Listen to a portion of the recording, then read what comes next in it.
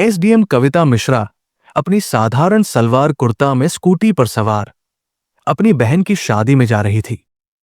न कोई सरकारी गाड़ी, न कोई सिक्योरिटी, बस एक साधारण लड़की की तरह स्कूटी चलाते हुए। जैसे ही वे हाईवे पर पहुंची, सामने पुलिस की बैरिकेडिंग नजर आई। 3-4 पुलिसकर्मी सड़क पर खड़े थे और बीच में खड़ा था दारोगा रमाशंकर यादव वर्दी में। उसने सामने आते ही कविता को हाथ से इशारा किया और रुकने को कहा। ओ लड़की! स्कूटी साइड में लगा। दारोगा की आवाज में एक गुस्से का लहजा था। कविता ने शांत लहजे में जवाब दिया, मेरी बहन की शादी है, वही जा रही हूं। उसने ऊपर से नीचे तक कविता को घूरा और फिर मुस्कुराते हुए बोला, अच्छा तो शादी में जा रही हो, लेकिन हेलमेट नहीं पहना और ये स्कूटी भी बहुत तेज चला रही थी। चलो चालान भरना पड़ेगा। आरती को समझ आ गया कि ये एक बहाना था। उसने कहा, सर, मैंने कोई नियम नहीं तोड़ा है। दारोगा ने फिर से उस पर नजर डाली और एक सिपाही से फुसफुसाते हुए कहा, ऐसे नहीं मानेगी, इसको तरीका सिखाना पड़ेगा। अचानक दारोगा ने जोर से थप्पड़ मार दिया कविता के गाल पर। बहुत सवाल पूछती है, जब पुलिस कुछ कहे तो चुपचाप मान लेना चाहिए। कविता का सिर एक पल के लिए चकरा गया, लेकिन उसकी आंखों में आग थी। दारोगा ठहाका मारकर हंसा और बोला, अभी भी अकड़ बाकी है, लगता है अच्छे से सिखाना पड़ेगा। एक सिपाही आगे बढ़ा और बोला, मालिक, थाने ले चले, वहां आराम से मामला देख लेंगे। दारोगा ने सिर हिलाया और कहा, हां, इसे थाने ले चलते हैं, तब समझ आएगा पुलिस से कैसे बात की जाती है। एक सिपाही ने कविता का हाथ पकड़कर खींचा। कविता ने अपना हाथ झटका और गुस्से से बोली, हिम्मत मत करना। दारोगा का गुस्सा और बढ़ गया। उसने अपने आदमी से कहा, इसका घमंड तोड़ो।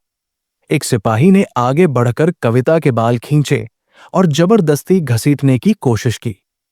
कविता दर्द से कराह उठी, लेकिन वो अब भी चुप रही। वो देखना चाहती थी कि ये लोग कितनी गिरी हुई हरकत कर सकते हैं। कविता को समझ आ गया कि ये लोग कितनी नीचे गिर सकते हैं। दारोगा ने गुस्से में उनकी स्कूटी को लात मार दी। बड़ी आई शरीफ बनने, अब तेरा खेल खत्म। कविता पूरी तरह समझ चुकी थी कि ये लोग कितने गिरे हुए हैं। दारोगा की आंखों में गुस्सा था। उसने जोर से चिल्लाया, बहुत देखे हैं तेरे जैसे अकड़ू लोग।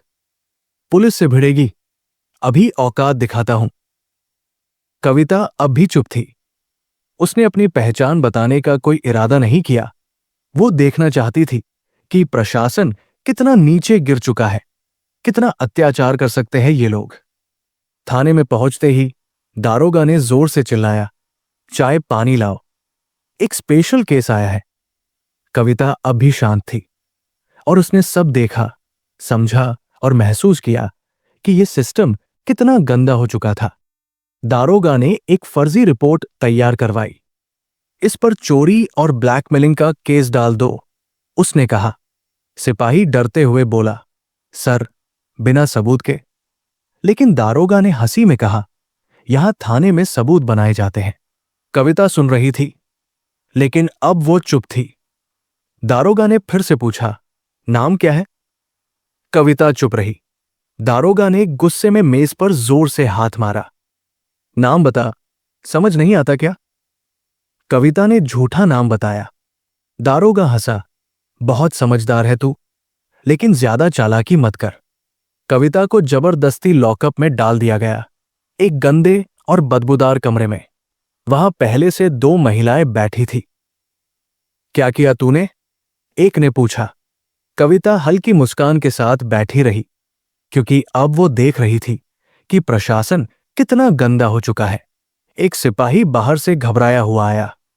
सर, एक बड़ी गाड़ी बाहर खड़ी है। रमाशंकर चौंक गया। कौन आया है? सिपाही घबराकर बोला, सर, गाड़ी सरकारी है।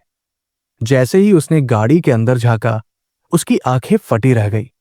सिपाही हड़बड़ाते हुए अंदर आया और धीमे से बोला, सर, वो डीएम साहब। रमाशंकर का चेहरा सफेद पड़ गया। अब मामला बहुत बड़ा हो चुका था। डीएम साहब ने थाने में कदम रखा। उनकी आंखों में गुस्सा था। उन्होंने रमाशंकर को घूरते हुए पूछा, क्या चल रहा है यहां? रमाशंकर घबराते हुए बोला, साहब, कुछ नहीं, बस एक मामूली केस था। डीएम साहब ने कविता की फाइल उठाई और पढ़ी। उनका माथा ठनका। फिर उन्होंने कविता से पूछा, इस महिला पर 420 और ठगी का केस? कविता ने पहली बार अपना नाम बताया, कविता शुक्ला, और सारे पुलिसकर्मी दंग रह गए। रमाशंकर के पैरों तले जमीन खिसक गई। वो समझ चुका था कि अब वो बच नहीं सकता। डीएम साहब ने सख्त आवाज में कहा, दारोगा रमाशंकर, तुम सस्पेंड हो और तुम पर केस दर्ज होगा। रमाशंकर की हंसी और घमंड गायब हो गए थे। अब उसकी हालत बिगड़ चुकी थी। लेकिन रमाशंकर ने हंसते हुए एक ट्रांसफर ऑर्डर निकाला। ये देखिए, मेरा ट्रांसफर हो चुका है, तो अब आप मुझे सस्पेंड नहीं कर सकते, उसने कहा। लेकिन डीएम साहब ने तुरंत कहा, यह कोई मायने नहीं रखता। यदि सरकारी कर्मचारी गलत गतिविधियों में शामिल होता है तो कार्रवाई की जा सकती है। नीरज तिवारी ने ऑनलाइन रिकॉर्ड चेक किया और बताया, यह ट्रांसफर असली है। लेकिन रमाशंकर ने अभी तक कार्यभार नहीं सौंपा है, तो वो अब भी इस थाने का प्रभारी था। अब रमाशंकर की हालत और भी खराब हो गई। डीएम साहब ने आदेश दिया, रमाशंकर को गिरफ्तार करो। अब तक रमाशंकर का खेल खत्म हो चुका था। कविता ने सख्त आवाज में कहा, अब तुम अपनी असली जगह जेल में होगी। ये कहानी यही नहीं रुकती। जब एसडीएम कविता ने सच्चाई का सामना किया तो एक एक करके इस पूरी जालसाजी को उजागर किया। इसने पूरे जिले में एक नया प्रशासन स्थापित किया और भ्रष्टाचार के खिलाफ एक मजबूत संदेश दिया। कविता ने दिखा दिया कि ईमानदारी से पूरा सिस्टम बदला जा सकता है।